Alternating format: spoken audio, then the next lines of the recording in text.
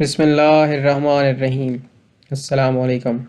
کتاب کا نام ہے دین عرفہ، جس کے مصنف ہیں مرشد کریم سرکار السید محمد جعفر الزمان نقوی البخاری دامۃ اللہ تعالی۔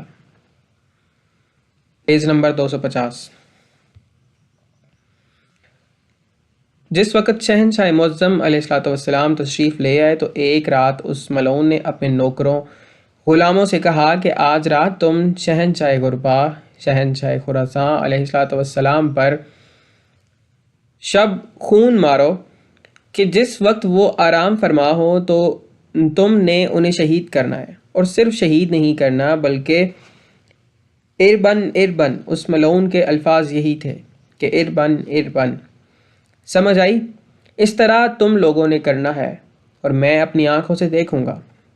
رات کو یہ سارا پروگرام کیا گیا، یعنی وہ گئے، انہوں نے شہید کیا ظاہراً، پھر اسی طرح جیسے اس نے کہا تھا ٹکڑے ٹکڑے والا کام، یعنی پروگرام کے مطابق ویسے ہی کیا گیا، اور یہ ملعون خود اب ہمارے اپنی آنکھوں سے دیکھتا رہا۔ جو یہ سسٹم چل رہا ہے سب کچھ مکمل ہو گیا۔ کچھ وہ ہیں جو ظاہر صبح اس کا پروگرام تھا کہ اب رونے کا ڈرامہ کرنا ہے اور کہنا ہے کہ پتہ نہیں کون آ کے سرکار کو شہید کر گیا ہے، میرے ولی عہد کو۔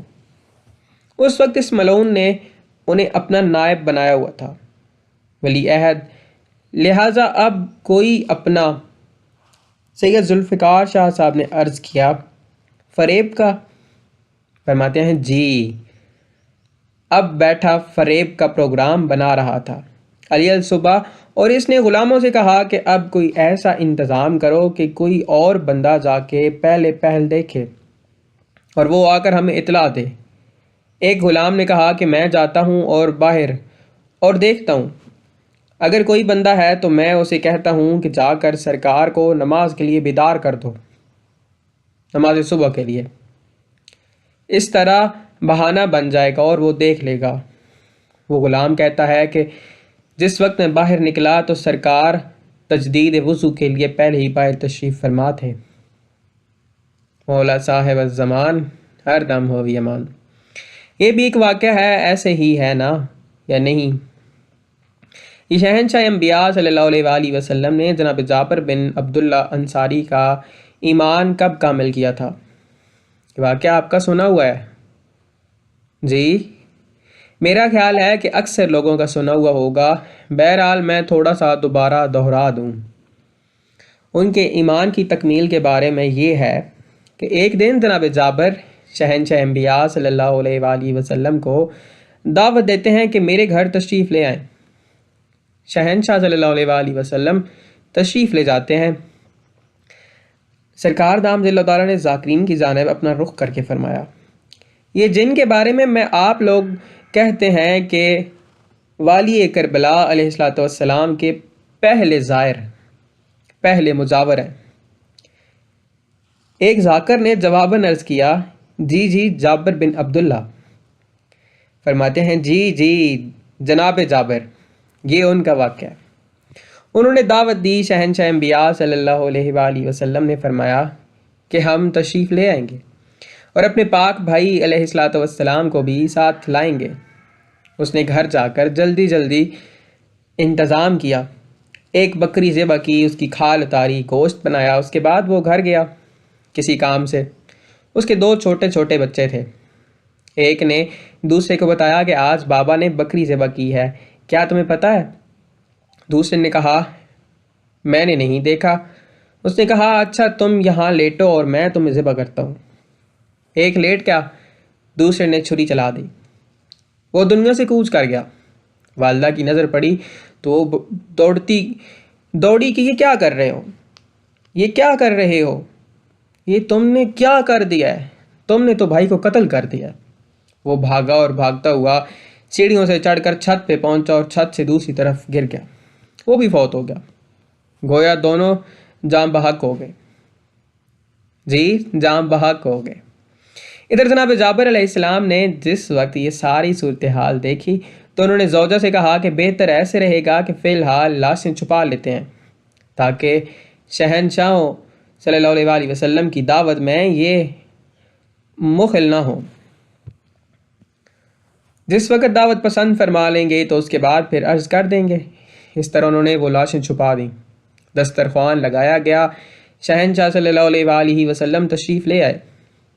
بڑا ہنستے مسکراتے ہوئے انہوں نے ہر چیز پیش کی۔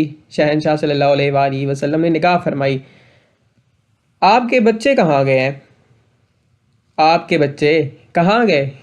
اس نے عرض کیا، میرے شہنشاہ صلی اللہ علیہ وآلہ وسلم، بچے جو ہوئے کھیل کود کے لیے نکل گئے ہوں گے، آپ بسم اللہ کریں۔ فرمایا، نہ، انہیں بلا کے لو۔ وہ نہ ہو یہ کیسے ہو سکتا ہے؟ میزبان تو ہمارے وہی ہیں، وہ کہاں گئے ہیں؟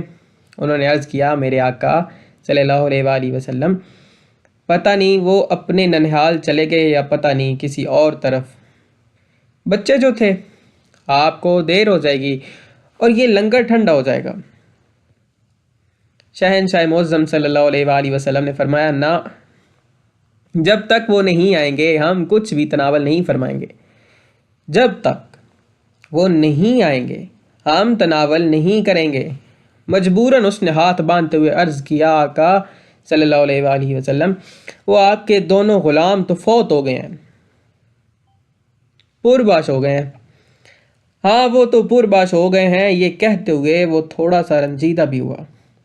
شہنشاہ معظم صلی اللہ علیہ وآلہ وسلم نے فرمایا، بس اتنی سی بات تھی اور تم بیٹھے گھبرا رہے ہو، جاؤ اور جا کے انہیں اٹھا لو۔ شہنشاہ معظم صلی اللہ علیہ وآلہ وسلم کی اجازت ملی۔ بس قصہ مختصر، نتیجہ یہ کہ سرکار صلی اللہ علیہ وآلہ وسلم نے ایٹ دا ٹائم یہ کیا کہ انہیں زندہ بھی کیا، بچوں کو کھانا بھی کھلایا، جو بکری اس نے ذبح کی تھی وہ بھی ساتھ ہی زندہ کر کے واپس دے دی۔ یہاں پہ جو سامنے سامعین بیٹھے تھے وہ کہتے ہیں، مولا صاحب الزمان ہر دم و امان۔ یہاں آپ سوچنے والی بات یہ ہے کہ جس وقت ہم مصائب پڑھ رہے ہوتے ہیں تو کیا ہمیں یہ خیال بھی ہوتا ہے کہ یہ ہیں تو اتنی قدرت کاملہ کے مالک؟ سمجھ آئی؟ پھر ہم گھٹیا الفاظ، گھٹیا انداز بیان میں کیوں بیان کر رہے ہوتے ہیں؟ گھٹیا الفاظ میں کیوں واقعات بیان کر رہے ہوتے ہیں؟ ان کی ذات پاک کے جو انہوں نے ظاہری بشریت پسند فرمائی ہے وہ بھی اتنی لطیف ہے کہ عقل انسانی اسے مس بھی نہیں کر سکتی۔ جناب سلمان محمدی سلام اللہ علیہ، ان کے بارے میں ہے کہ ایک دن سرکار امیر المومنین علیہ الصلوۃ والسلام جو کہیں باہر سے تشریف لائے تو جناب سلمان علیہ السلام سے فرمایا کہ ذرا یہ کمر بند تو کھول دو، اور خود امامہ موضوع فرمانے لگ گئے۔ وہ کمر بند کی گریں کھولنے لگ گئے اور گریں کھولتے کھولتے شاید کوئی سخت گرہ لگ گئی ہوگی۔ سرکار نے انتہائی شفقت آمیز لہجے میں فرمایا، کیوں تنگ ہو رہے ہو؟ کیوں گریں کھول رہے ہو؟ ایسے ہی کھینچ لو۔ سمجھ آئی؟ کیوں تنگ ہو رہے ہو؟ کیوں گریں کھول رہے ہو؟ ایسے ہی کھینچ لو۔ یعنی وہ جسم عطر بھی اتنا لطیف تھا کہ جناب سلمان علیہ السلام بتاتے ہیں کہ وہ تو بڑے آرام سے پہلے تو کھڑا تھا اور یہ نہیں پتا کہ کیسے کھڑا تھا اور کس پہ کھڑا تھا۔ جس وقت میں نے کھینچا تو ویسے ہی پورے کا پورا گروں سمیت باہر آ گیا۔ وہ جسم عطر جو اتنا لطیف ہے بلکہ الطف ہے، اس کے بارے میں ہمارے الفاظ کیا ہوتے ہیں؟ میرے عرض کرنے کا مقصد یہ ہے کہ دوران مصائب ان کی ان عظمتوں کو نہیں بھولنا چاہیے، تب تو ہم ان کے مصائب بیان کر سکیں گے۔ اور فضائل میں ان کے اب یہی 19 ماہ رمضان نہیں گزری، یہ ابھی چند دن پہلے ہی گزری ہے۔ اس کا ایک واقعہ ہے، ظاہراً سرکار علیہ الصلوۃ والسلام نے وہ پسند فرما لیا، یعنی ابن ملجم نے ظاہراً شہید کر دیا۔ یہ سارا ایک بڑا لمبا واقعہ ہے جسے میں بالکل مختصر کر رہا ہوں، صرف اتنا کہ بقدر ضرورت کہ جس وقت ظاہراً مزار اطہر تیار ہو گئی اور اس کے اوپر وہ نیچے سید ذوالفقار شاہ نے عرض کیا، سبز پردہ؟ فرماتے ہیں جی۔ اس کے اوپر سبز چادر بچھا دی گئی۔ اس کے بعد دکھایا یہ گیا کہ اس چادر کا ایک کونا اٹھا کے دیکھتے ہیں تو جنت کا ماحول ہے، ملکہ عالمین ملکہ وحدانیت کبریٰ صلوات اللہ علیہ تشریف فرما ہے اور تعزیت کرنے والے تعزیت کر رہے ہیں۔ دوسرے کونے پہ جناب شہنشاہ انبیاء صلی اللہ علیہ وآلہ وسلم ہے اور انبیاء بیٹھے پرصداری کر رہے ہیں۔ ایک کونا ہٹا کے دیکھا گیا تو خود امیر المومنین علیہ الصلوۃ والسلام درمیان میں بیٹھے ہیں اور اوصیاء خود ان سے تعزیت کر رہے ہیں۔ سمجھ آئی؟ ایسے ہی جس وقت شہنشاہ معظم علیہ الصلوۃ والسلام کی ظاہری شہادت کے بعد پاک گھر کے افراد خانہ واپس مدینے پہنچے تو جو لوگ کوفہ میں تھے سو تھے، اور جو مدینہ میں تھے ان میں سے جو کسی ذات کا کوئی صحابی تھا یا دوست جسے کہہ لیں محبت رکھتا تھا، توسل رکھتا تھا، ان کی ذات کے ساتھ وہ آئے اور ہر کسی نے انفرادی طور پر انہیں آ کے پرسہ دیا۔ شہنشاہ کربلا علیہ الصلوۃ والسلام کے جو اصحاب تھے وہ آئے تعزیت کے لیے۔ سرکار علیہ الصلوۃ والسلام ایک کمرے میں تشریف فرما تھے، اس کمرے کے ساتھ متصل ایک اور کمرہ تھا جس کا دروازہ بند تھا اور اس دروازے کے سامنے ایک پردہ لٹکا ہوا تھا۔ جس وقت وہ آئے تو شہنشاہ کربلا علیہ الصلوۃ والسلام اسی کمرے کا پردہ ہٹا کر اس کمرے میں تشریف لائے تھے۔ انہوں نے آ کے جیسے افسوس کیا جاتا ہے روئے بہت وہ۔ جس وقت انہوں نے رونے کی حسرت مٹا لی تو اس وقت شہنشاہ کربلا علیہ الصلوۃ والسلام نے فرمایا کہ آج اگر آپ ہمارے بابا پاک علیہ الصلوۃ والسلام کو دیکھ لیں تو کیا پہچان لیں گے؟ انہوں نے عرض کیا سرکار کیسے نہیں پہچانیں گے، اپنے مالک کو کیوں نہیں پہچانیں گے؟ شہنشاہ کربلا علیہ الصلوۃ والسلام نے فرمایا ذرا یہ پردہ تو ہٹاؤ۔ پردہ ہٹایا گیا تو سامنے مسند پہ بیٹھے ان اصحاب کی طرف دیکھ دیکھ کر مسکرا رہے ہیں۔ نیچے بیٹھے سامعین نے پھر نعرہ بلند کیا مولا صاحب الزمان ہر دم ہو بھی امان۔ اب یہ دیکھیں کہ وہاں شہادت کے موقع پر جن لوگوں نے گریہ کیا اور جو کچھ انہیں حاصل ہوا، ایک ایک قدم جنہوں نے تشیع کی تھی، جنہوں نے ظاہراً جنازے میں شرکت کی تھی، جنہوں نے اپنے سروں میں خاک ڈالی تھی، جنہوں نے ماتم کیا تھا، انہیں جو کچھ ملا ہے، انہیں جو کچھ عطا فرمایا گیا ہے، یہ دراصل ایک فیض پہنچانے کا رستہ تھا ان کا جو ظاہر تھا، اور باطن وہ ہے جو خدا بند کی طرح حی لا یموت ہمیشہ زندہ رہنے والا ہے۔ کہ جو احباب آئے پہلے روئے، ہجر و فراق کی وجہ سے روئے، جو کچھ ان کی جھولی میں ڈالنا تھا وہ ڈال کے پھر باطن بھی دکھا دیا گیا کہ ہمیشہ ہو سدا موجود ہے۔ ان کا ظاہر ہماری ہدایت کے لیے، ہمارے فیض و نفع پہنچانے کے لیے، اور ان کا باطن اب سوچنے والی بات یہ ہے کہ کیا یہ بکری زندہ کر سکتے تھے؟ گائے زندہ ہو سکتی تھی؟ اپنے آپ کو ٹکڑے ٹکڑے ہونے کے بعد دوبارہ وہ ہو سکتا تھا؟ کیا کربلا میں ویسے ہی سب کچھ اسی طرح نہیں ہو سکتا تھا جیسے پہلے تھا؟ جی سمجھ آئی؟ لہٰذا دوران مصائب انہیں مجبور اور بے بس نہیں سمجھنا چاہیے۔ ان کی شہادت، ان کا وہ جو کچھ ہے وہ ان کا ظاہر ہے، اور ظاہر پہ ایمان جب تک نہیں ہوگا تو جو کچھ گریے کی وجہ سے ہمیں حاصل ہونا ہے، جو کچھ عزاداری کی وجہ سے ہمیں میسر ہے، تو اس سارے کرم فیض اور جو کچھ ہمارے لیے ہے، ہم ان تمام چیزوں سے محروم ہو جائیں گے کہ جب تک اس ظاہر پہ ایمان نہ لے آئیں۔ بات میری سمجھ آ رہی ہے سب کو؟ مثلا یہ تذکرہ کیا جاتا ہے کہ کربلا میں بہت پیاس تھی، تشنگی تھی۔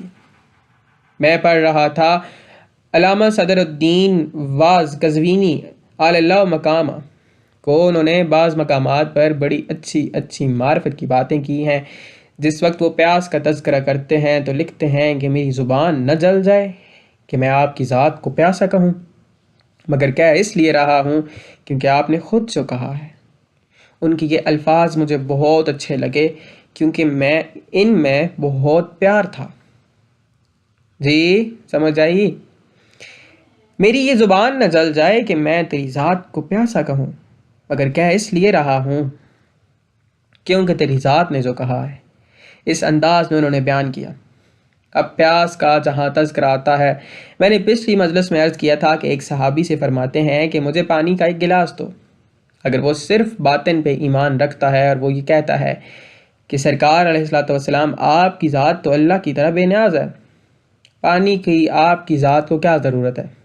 انہوں نے تو کوئی ضرورت نہیں ہے، لیکن وہ جو تم گلاس اٹھا کے لے آتے تو اس کے بدلے میں جو کچھ تمہیں عطا ہونا تھا اس سے محروم تو تم ہو جاؤ گے۔ سمجھ آئی؟ وہ تو تمہیں کچھ عطا فرمانے کے لیے یہ سب کچھ کہہ رہے ہیں، ورنہ وہ تو کائنات سے بے نیاز، ماورا اجل، صاحب قدرت ذات ہے۔ اب یہی دیکھ لیں کہ شہنشاہ خراسان علیہ الصلوۃ والسلام نے جس وقت سفر شروع کیا، زوار صاحب یہ تشریف لے آئے، قریۃ الجمرہ ایک جگہ ہے، قریۃ الجمرہ وہاں، اور وہاں پانی کا نام و نشان نہیں ہے۔ شہنشاہ معظم علیہ الصلوۃ والسلام وہیں پہنچ کے فرماتے ہیں کہ ہمیں پیاس لگی ہے، کوئی گلاس پانی کا ہے آپ لوگوں کے پاس؟ انہوں نے جواب دیا کہ سرکار علیہ الصلوۃ والسلام یہاں تو ڈھونڈنے سے نہیں ملتا۔ فرمایا نہیں ملتا یہاں پانی؟ انہوں نے عرض کیا سرکار علیہ الصلوۃ والسلام ہے ہی نہیں یہاں، اور اگر ہوتا تو کوئی پرندہ تو نظر آتا، یہاں تو کچھ نہیں ہے۔ شہنشاہ معظم علیہ الصلوۃ والسلام نے فرمایا ذرا یہ پتھر ہٹاؤ نا۔ وہ پتھر اٹھایا گیا تو اس کے نیچے سے چشمہ جاری ہو گیا، جو آج تک چشمہ رضا علیہ الصلوۃ والسلام کے نام سے مشہور ہے، آج تک جاری ہے۔ جی سمجھ آ رہی ہے؟ اب ایک طرف یہ کسی زوار کو مخاطب کر کے سرکار نے فرمایا آپ تو زواری پہ گئے ہیں نا جی، شاید آپ کی نظر اس چشمے پہ پڑی ہو، پانی بھی پیا ہوگا۔ کہتے ہیں جی پانی بھی پیا ہے۔ فرماتے ہیں یہ دیکھیں ایک عینی شاہد آپ کے سامنے بیٹھے ہیں، اب جو پتھر میں سے پانی جاری کر سکتا ہے، کربلا میں تو وہ دریا ساتھ ہی تھا، کوئی اتنا فاصلہ تو نہیں تھا۔ سمجھ آئی؟ وہ دریا تو نزدیک تھا، کیا وہاں سے وہ اپنے احباب کے لیے پانی مہیا نہیں کر سکتے تھے؟ کر سکتے تھے، لیکن وجہ یہ تھی کہ جن لوگوں نے ان کی پیاس کی وجہ سے انہیں پیاسا سمجھ کر اپنی جان کی بازی لگائی، انہیں شرف بخشنا تھا، کیونکہ انہی کی وجہ سے انہیں شرف بخشنے کے لیے ہی تو جامع بشری میں تشریف لائے تھے، اس انسان کو سرفراز کرنے جو آئے تھے، گویا اس کے لیے یہ سارا اہتمام کیا گیا تھا، ورنہ امام محمد باقر علیہ الصلوۃ والسلام کی ذات پاک فرماتے ہیں امام کے سامنے یہ پوری کائنات ایک اخروٹ کی مانند ہے۔ اس کے بعد فرماتے ہیں امام کے لیے یہ روئے زمین ایسے ہے جیسے آپ کے سامنے دسترخوان بچھا ہوا ہو، اس کے اوپر انواع و اقسام کے کھانے پڑے ہوں، اور جس جگہ سے جو چیز دل کرے اٹھا لو، ایسے ہی ہمارے لیے پوری کائنات ہے، جو چیز جہاں سے چاہیں اسے اٹھا لیں، اسی وقت اٹھا لیں۔ تو پوری کائنات جن کے سامنے ایسے ہے کہ انگلیوں میں جیسے اخروٹ، اس حیثیت میں جن کے سامنے پوری کائنات ہے، وہ صرف 2-2.5 کلومیٹر دور بہنے والی نہر سے ایک مشک پانی کی نہیں بھر سکتے تھے۔ تو یہ جو چیزیں ہیں انہیں اس طرح سمجھا جا سکتا ہے کہ ایک آدمی ہے، وہ صحرا میں جا رہا ہے اور اس کا پانی ختم ہو گیا، سامنے وسیلہ کوئی نظر نہیں آ رہا، لک و دک صحرا ہے، وہ پیاسا ہے، ادھر بھاگتا ہے، ادھر بھاگتا ہے، ادھر بھاگتا ہے، ادھر دن کی تمازت، گرمی وغیرہ، نتیجہ اس کا یہ ہے کہ جاں بلب ہو جاتا ہے، جاں بلب ہو کر پیاس کی وجہ سے مر جاتا ہے۔ یہ ایک الگ کیفیت ہے۔ ایک بندہ ہے، ابھی اذان نہیں ہوئی، رمضان کا مہینہ ہے، 7 قسم کے کھانے، 7 قسم کے مشروب سامنے پڑے ہیں، پیاسا بھی ہے، بھوکا بھی ہے، لیکن کھانا نہیں کھاتا۔ کیوں؟ کیونکہ اس کا روزہ ہے۔ سمجھ آئی بات کی؟ کھا پی اس لیے نہیں رہا کیونکہ اس کا روزہ ہے۔ یہ نہ سمجھو کہ کربلا میں یہ مجبور تھے، بلکہ انہوں نے تو رضائے الہی کا روزہ رکھا ہوا تھا۔ مولا صاحب الزمان ہر دم ہو بھی امان، ہمیشہ ہو میں جوانیاں مانے تو خوشیاں دے تاج پاویں۔ سمجھ آ رہی ہے میری بات کی؟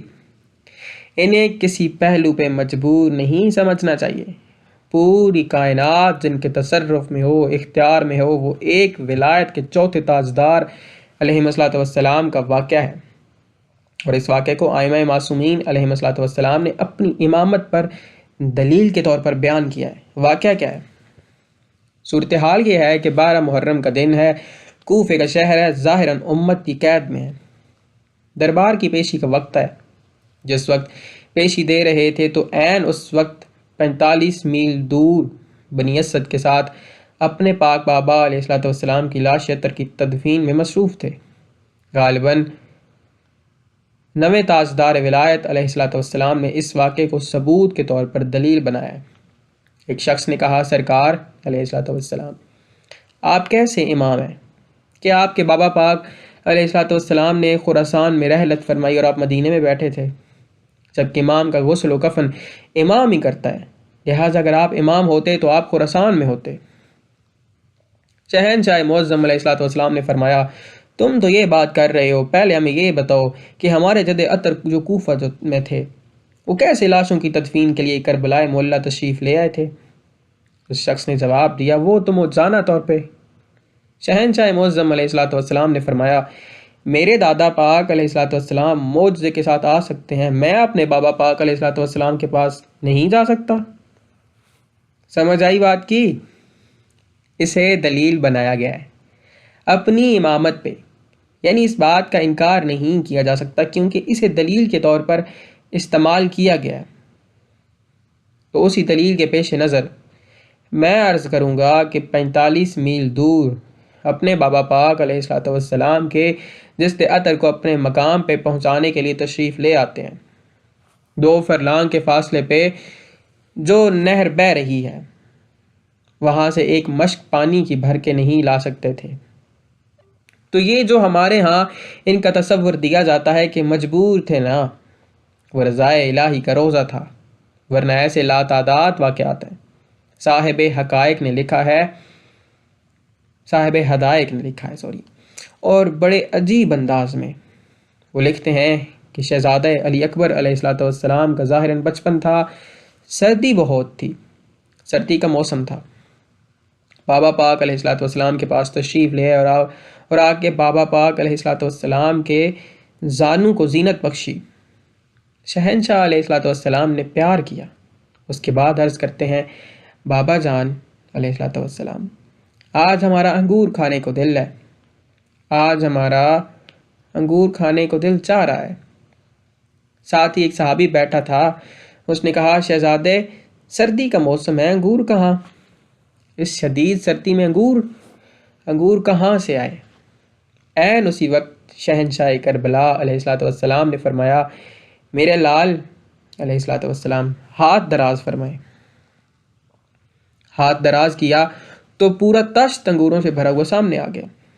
اب ایک صورت یہ ہے کہ وہ موسم بھی نہیں ہے، انہوں نے انگور کی خواہش کی اور اسی وقت انگور آ گئے۔ میدان کربلا میں 3 بار فرمایا، یا بات العطش۔ جو انگور منگوا سکتے تھے وہ فرات سے ایک چام پانی نہیں منگوا سکتے تھے۔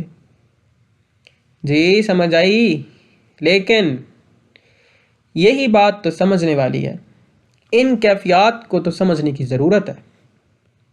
ایسے ہی داؤد کی ایک صحابی ہیں سرکار علیہ السلام کے، وہ امام موسیٰ کاظم علیہ السلام کے بارے میں بتاتے ہیں کہ میں نے دیکھا کہ وہ بابا پاک علیہ السلام کی گود میں تشریف فرما ہے اور انہوں نے عرض کیا کہ بابا جان علیہ السلام، آج ہمارے انگور اور انار اکٹھے کھانے کو دل ہے۔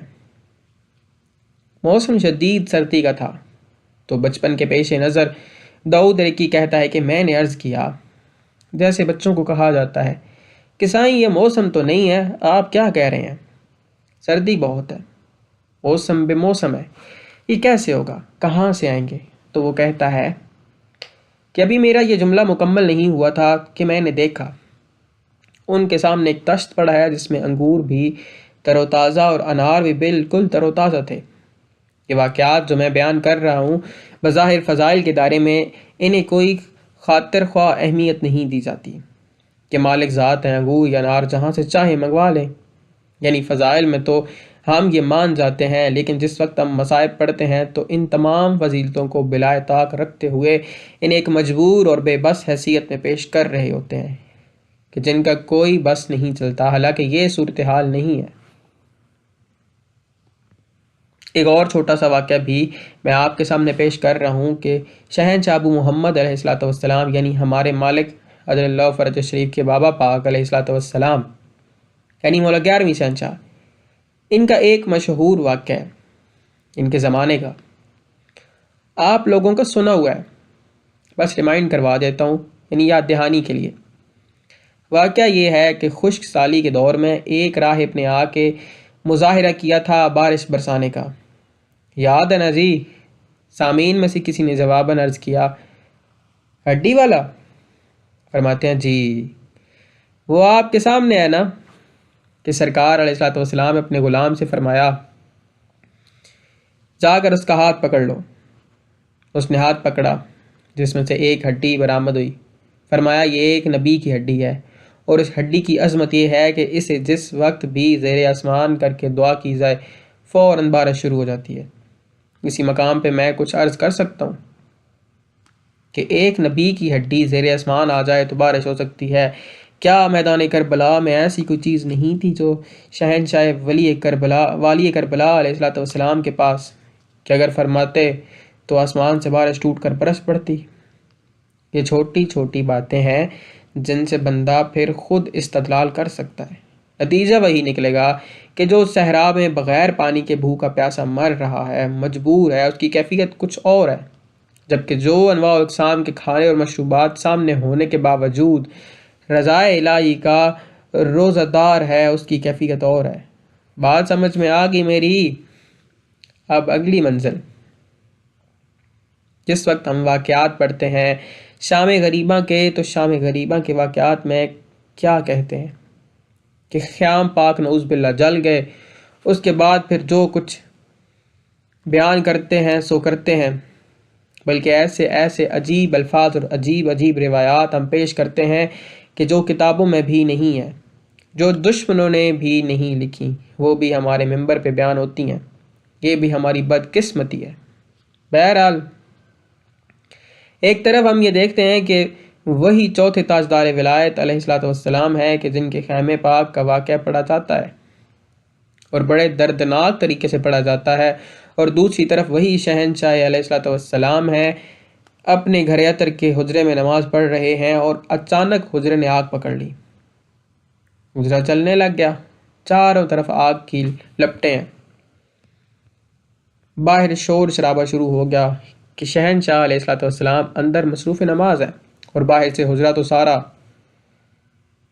خیر تھوڑی دیری گزری کہ حجرہ ویسے ہی سلگ رہا ہے اور خود آرام سے باہر تشریف لے آتے ہیں، نہ کوئی آگ کا اثر، نہ دھوئیں کا کوئی نام و نشان۔ بظاہر تو یہ کوئی بڑی بات نہیں ہے، لیکن اس واقعے کو ذرا شام غریباں کے ساتھ متصل کر کے دیکھیں تو پھر آپ کو پتہ چلے گا کہ اصل حقیقت کیا ہے۔ مجھے یقین ہے کہ یہاں اس مجلس میں بھی کافی لوگ بیٹھے ہوں گے کہ جنہوں نے شیعوں کو آگ پہ ماتم کرتے دیکھا ہوگا۔ دیکھا ہے نا جی آپ نے؟ جی تو آج اس 14ویں صدی کا ہم جیسا ناقص انسان بھی اگر کریم کربلا علیہ السلام کے نام پاک لیتے ہوئے آگ میں اتر جائے تو آگ اسے بھی کچھ نہیں کہتی۔ پاک خیام تو کہاں رہ گئے، مجبور نہ سمجھو کسی مرحلے پر بھی انہیں، بے بس نہ سمجھو، ہر چیز اجازت سے مشروط تھی، جتنی اجازت تھی اس حد سے کوئی بھی چیز کسی بھی طرح تجاوز نہیں کر سکی، اور جو کچھ ان کا ظاہر تھا وہ ظاہر کس کے لیے تھا کہ اس منظر پہ بیٹھ کر روئیں گے تو کچھ ان کے پلے پڑ جائے گا۔ ساری زندگی معصیت میں گزرتی ہے، بد کرداری میں گزرتی ہے کہ چلیں کسی وسیلے سے ہی صحیح، یہ تزکیہ کرنے پاک کرنے کے لیے آئے تھے اور یہ سارے انہوں نے پاک کرنے کے ذریعے بنائے ہیں۔ سامعین میں سے کسی نے عرض کیا وہ بھی ہماری بہتری کے لیے؟ جی فرماتے ہیں انہوں نے یہ جو کچھ کیا ہے ہمارے لیے کیا ہے۔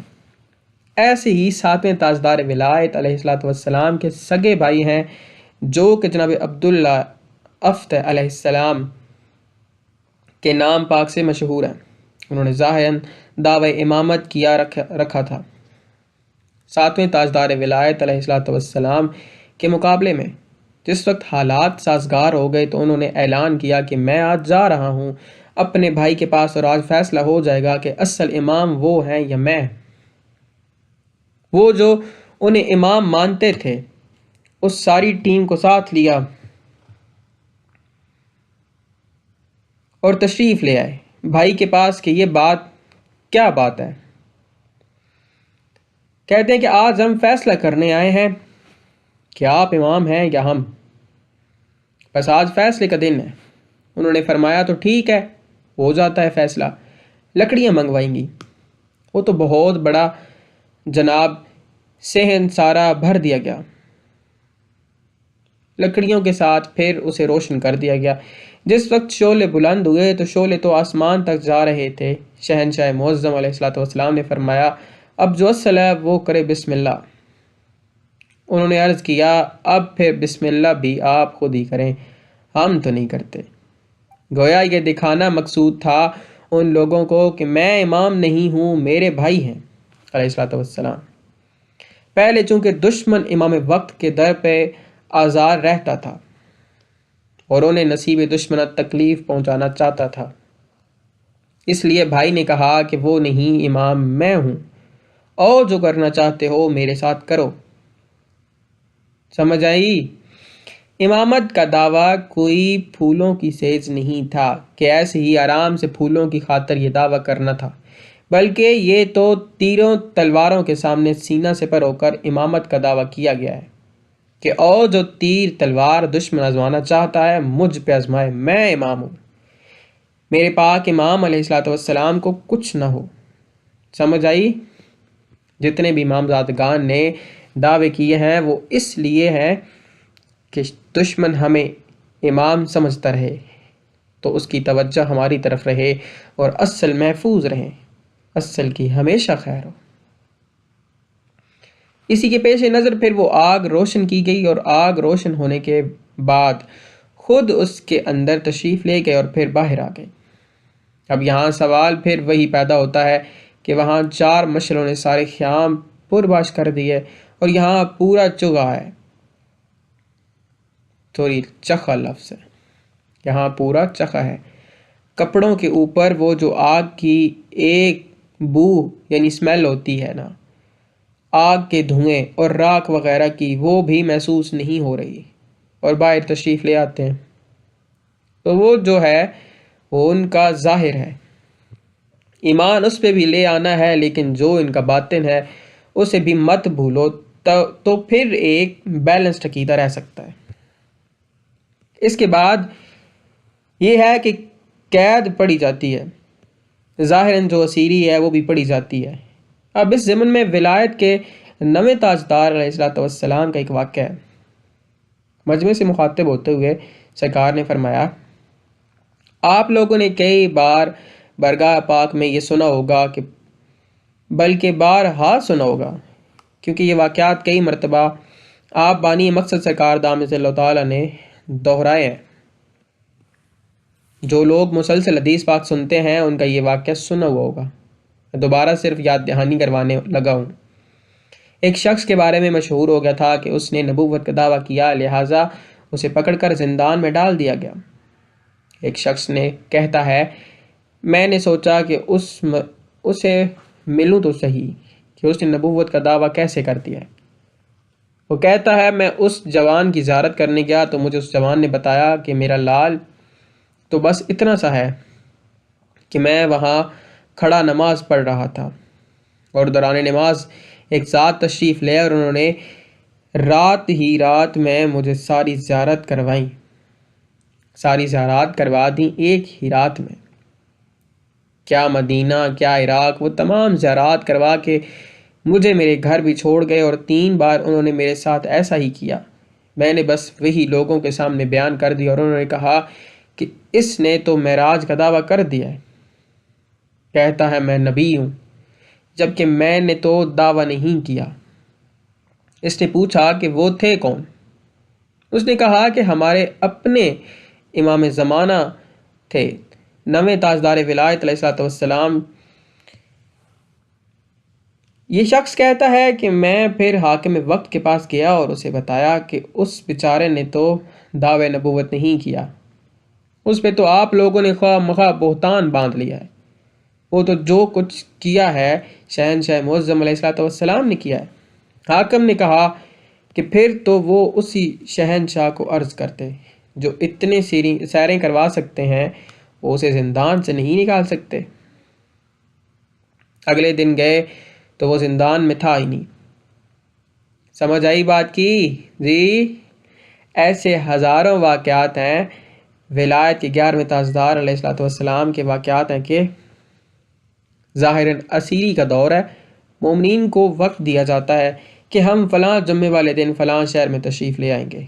گویا ہر جمعہ مومنین کو ہدایت فرمانے کے لیے بھی کبھی کہیں تشریف لے جاتے اور کبھی کہیں، جبکہ وہ روز پہرے دار تبدیل کرتے کہ آج اطلاع ملی ہے کہ شہنشاہ معظم علیہ الصلوۃ والسلام آج وہاں تھے۔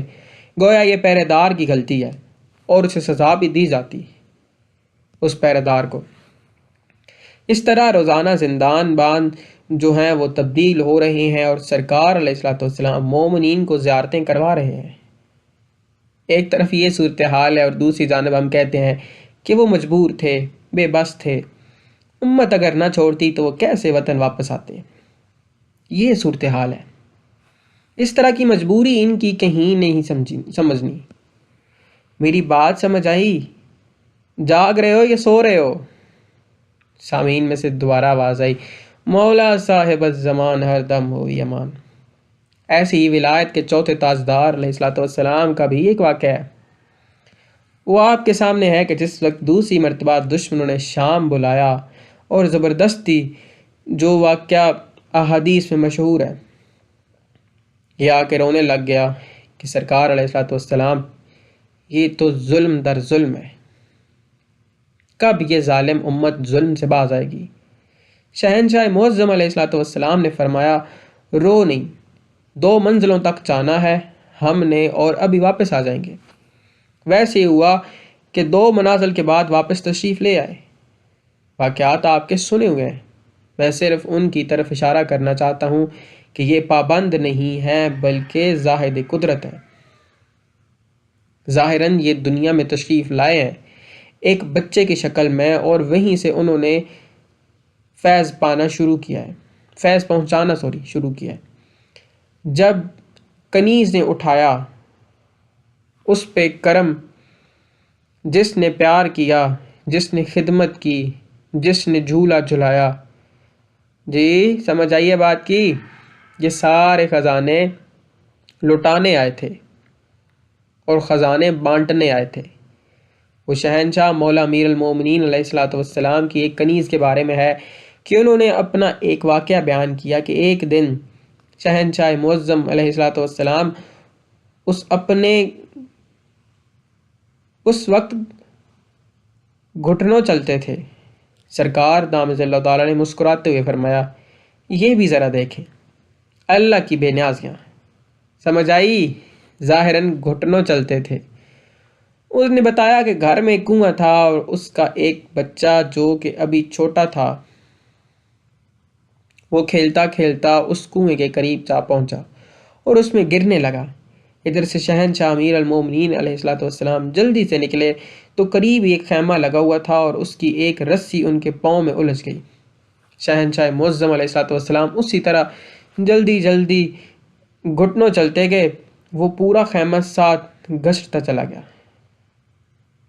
قلعے بھی اکھڑ گئے کیونکہ وہ خیمہ نصب جو تھا، گویا وہ قلعے بھی اکھڑ گئے، ہر چیز گھسٹتی چلی گئی اور جا کے اس کنویں میں گرتے ہوئے بچے کو ٹانگ سے پکڑ کر آرام سے بیٹھے ہیں۔ جب تک وہ کنیز نہیں آئی یہ بیٹھے ہیں اسے پکڑ کر، اور وہ کنویں میں لٹکا ہوا ہے۔ اب آپ ہی بتائیں کہ گھٹنوں چلنے والا بچہ بھی ایسے کر سکتا ہے؟ جی سامعین آگے سے کہتے ہیں، مولا صاحب الزمان ہر دم ہو بھی امان چشم بدور۔ میں اختصار کی وجہ سے صرف حوالے دے رہا ہوں کیونکہ یہ اکثر باتیں آپ کی سنی ہوئی ہیں، صرف ریپیٹ کر رہا ہوں۔ تو میں عرض کر رہا تھا کہ ظاہراً اس دنیا میں تشریف لے آئے ہیں، بچپن کا روپ ہے، تب بھی کس کے لیے؟ مخلوق میں خزانے بانٹنے کے لیے۔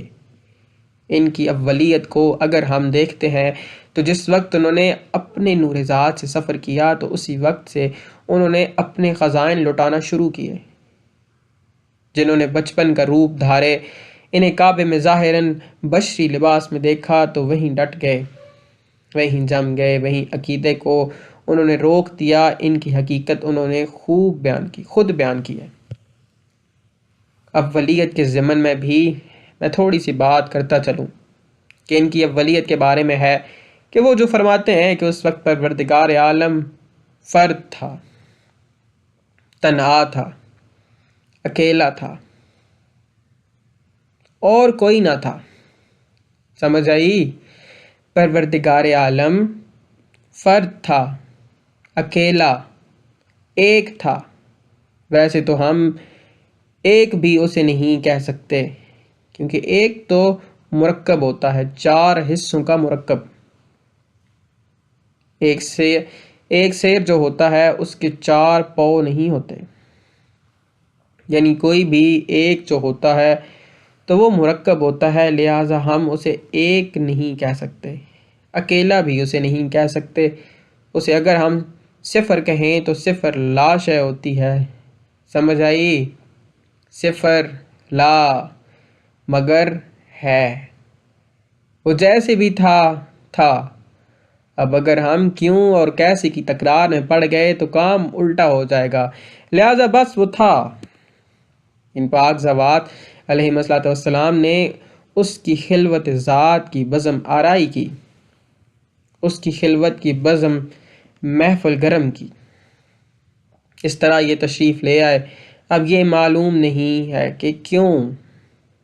یا رب محمد و آل محمد صلی علی محمد و آل محمد وعجل فرج آل محمد۔ بسم اللہ، آج کا یہ مضمون یہیں پہ میرا ختم ہوتا ہے، اور تب تک کے لیے مجھے اجازت دیجیے، اگلا مضمون دوبارہ پیش کیا جائے گا۔ اللہ حافظ۔ آخر پہ التجا کریں گے اپنے شہنشاہ پاک کے حضور، الاجل یا سفینۃ النجات عجل اللہ فرج الشریف۔ یا رب محمد و آل محمد صلی علی محمد و آل محمد وعجل فرج آل محمد۔